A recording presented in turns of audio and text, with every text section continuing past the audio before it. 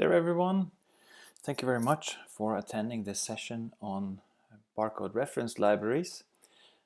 My name is Torbjørn Ekrem, and together with Fedor Čiampor, I have been coordinating the work in the working group 1 of the DNAqua-Net. And today I'm going to present on our behalf a little bit of the achievements that we obtained through our work in that working group. As you know, reference libraries are really crucial for identification using molecular tools, especially then if you want to compare your findings with previous findings using more traditional means of identification of species. And it is of course a huge advantage if you have reference libraries and databases that have both metadata information, image data information, geographic data, and so forth. And as much as possible of the metadata required for quality control and quality assessments of those reference libraries. There are mistakes in reference libraries, but in order to curate them and in order to keep them as good as possible, this is a material and information that needs to be accessible to the outside world. So with this in mind, DNAqua-Net Working Group 1 had three main aims. We wanted to identify gaps in the barcode reference libraries of European aquatic species, that is both freshwater species and also marine species. We met in PEX in the beginning of the project and set out and found a way forward on how to proceed with that gap analysis.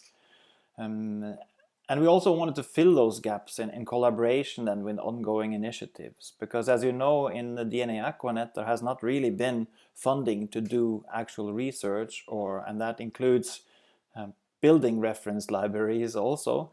But there were some funds to meet up for workshop issues, and there have also been some funds from other collaborating initiatives that could cover the analytical costs. And then we wanted also to facilitate the knowledge transfer of knowledge about reference libraries, how to build them, how to use them, and initiate the work on these barcode reference libraries in regions that were poorly represented and where there traditionally has been very low activity. So in Working Group 1 we've had actually 128 members from 39 countries. It has been Fedor and I have been trying to coordinate the work in that working group. As you see from the map, it's fairly widely distributed, both within Europe and on the European continent, but also on other continents. We've had interested parties that have been involved in the work in terms of getting information and getting contacts in the network. Our second workshop was held in Braga in 2018, and at this workshop there were 36 experts attending, trying to use and analyze checklists from different countries, and these checklists were based on species and species groups that were used in traditional monitoring of both marine and freshwater ecosystems. We analyzed and looked through checklists of almost 8,000 records and put them into a bold checklist format, and used that information in order to run a number of different analyses when analyzing barcode gaps for these species and species groups. And this resulted in this paper in Stoughton, where we identified the gaps in the barcode reference libraries of European aquatic species. And we compared also the coverage of BOLD and the NCBI GenBank for these groups. Some of the things that we discovered was that there was a very big difference between countries in terms of what species and species groups they actually monitor. And also, of course, that the coverage is quite different, both between countries and also between organism groups that are analyzed. Hanna Weigand will tell us a lot more about this in the upcoming keynote talks. I'm not going to go more into detail on this here. Then we followed up with a workshop in Bratislava in February 2020, so just before almost the whole of Europe closed down. We were lucky to meet up in Bratislava with participants particularly from Eastern European countries. We analyzed more than 700 specimens, which means we took images, we took tissue samples, we filled out metadata sheets and submitted this into a project in Bold.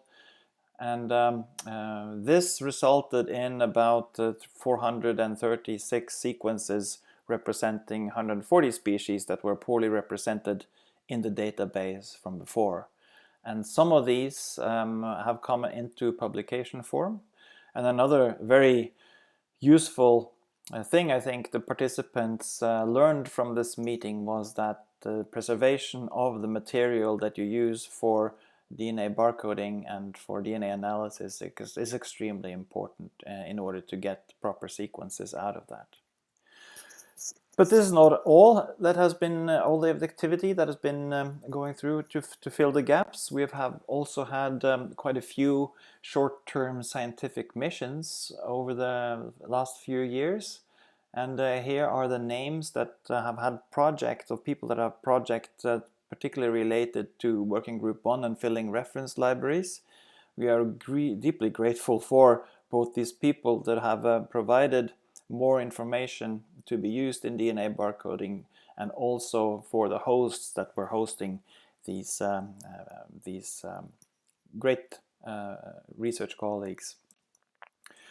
So knowledge transfer is obviously an important part of Working Group 1's work, and one of this resulted in a paper that Frederic Remer took the initiative to a couple of years ago, in order to set up suggest some standards and practical guidelines for specimen and DNA curation when we build barcode reference libraries for aquatic life.